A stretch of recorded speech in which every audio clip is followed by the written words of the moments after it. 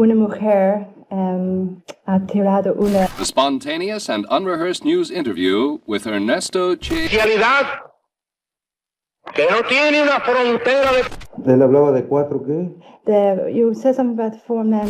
Yo no dije exactamente que esperaba. I didn't say exactly. 1,000 miles through Latin America, observing the plight of the Latin American peasants. Shoot, coward. You are only going to kill a man. On October 9th, 1967, Che Guevara faced death with defiance. He challenged dictators and the United States. Though killed, his ideas live on and still inspire many. But who was the real Che? Watch to find out.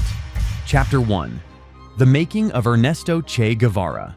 On June 14, 1928, Ernesto Guevara de la Serna was born in Rosario, Argentina, into a well-off, politically conscious family with Irish roots tracing back generations. Unlike many revolutionaries who adopt fierce war names, Ernesto's nickname Che was simply an Argentine expression, a casual way to address friends. From a young age, Ernesto showed a keen intellect, boundless curiosity, and fierce idealism. Battling asthma, which often confined him indoors, he dove deeply into study, particularly medicine. But it was the world beyond schooling that drew him. The glaring inequality he first glimpsed in his travels exposed a hidden pain beneath the surface of Latin America's beauty. These early experiences planted the seeds of a revolutionary mindset, a desire to fight for justice, born not only from idealism, but from a profound empathy for the suffering of others. Chapter 2. Across South America.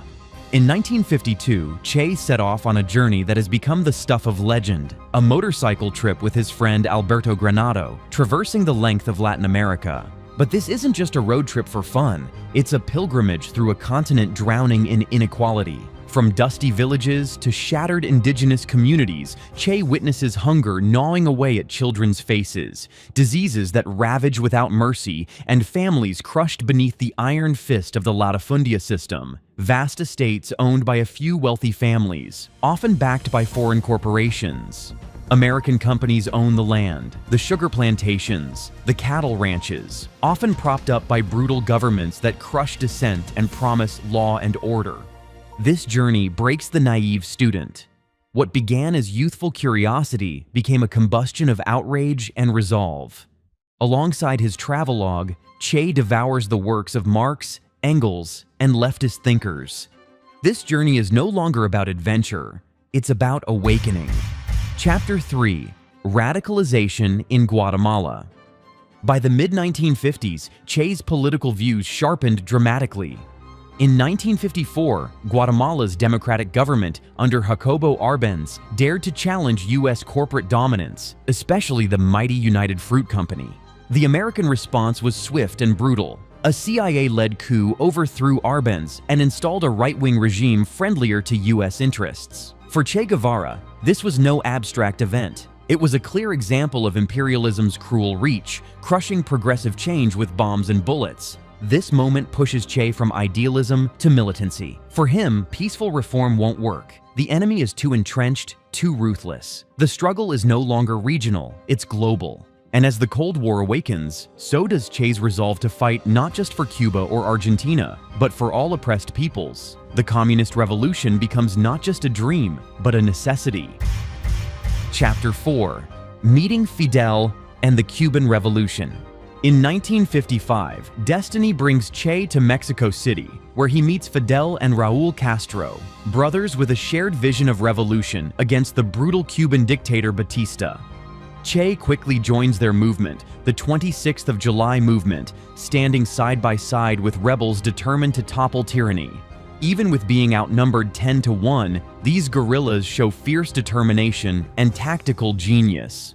Che rises swiftly as a key military leader. The Battle of Santa Clara in December 1958 stands out.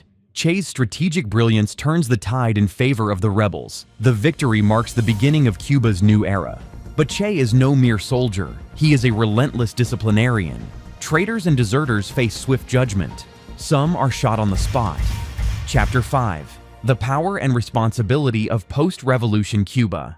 With Batista gone, the revolutionaries take power. Che is handed heavy responsibilities. First, head of Cuba's National Bank, then Minister of Industries. Here, ideological fervor meets the cold realities of governance. The US imposes an embargo, strangling Cuba's economy.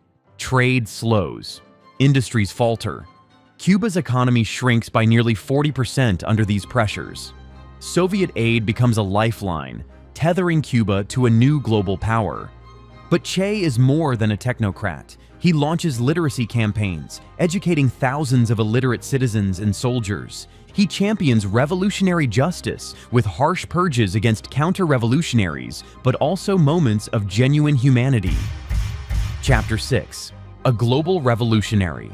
Che's vision was never limited to Cuba. He believed the revolution must be a worldwide movement, or it risked dying out. In 1965, he left Cuba for Africa, specifically Congo. Much like Latin America, Africa suffers crushing poverty, but the challenges prove different. Language barriers, cultural divisions, poor infrastructure, and widespread illiteracy hinder his efforts. The idealism that fired his heart now confronts harsh realities. Undeterred, Che moves to Bolivia, aiming for a continental uprising. Here he faces rugged terrain, hostile locals, and isolation. Even with growing adversity, his dedication to revolution never wavers. Through it all, Che remains the uncompromising fighter, unyielding to setbacks, but battling an increasingly impossible fight. Chapter 7. Confronting the Superpowers. Che's hatred for US imperialism and capitalist oppression reached its peak during the Cuban Missile Crisis of 1962. When Soviet nuclear missiles were deployed on Cuban soil, Che not only supported their presence, but he also urged their use if the United States dared invade. For him, Cuba was not just an island nation, but a fortress of defiance in America's backyard, a symbol of global resistance. This radical stance, willing to risk nuclear devastation, made Che notorious worldwide. His ideological commitment clashed with the very real prospect of annihilation. Still, his resolve never faltered. For Che, the revolution was worth any price, even total war. Chapter 8. Capture, Death, and Immortality. On October 9, 1967, the final chapter of Che's life unfolds in a small Bolivian village. After days of relentless pursuit, surrounded and wounded, Che is captured by Bolivian forces trained by the CIA. His last words to his captors were defiant. "Shoot, coward. You are only going to kill a man." His body was displayed like a trophy, hands severed and sent as proof to silence rumors of survival. But death only fueled his legend.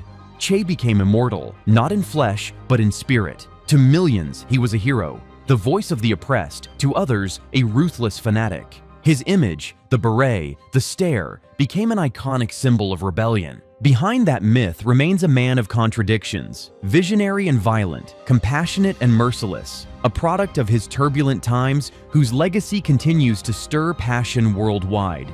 Yo no dije exactamente que esperaba. I didn't say exactly that I expected to forget this. He determined that the solution to this was communism.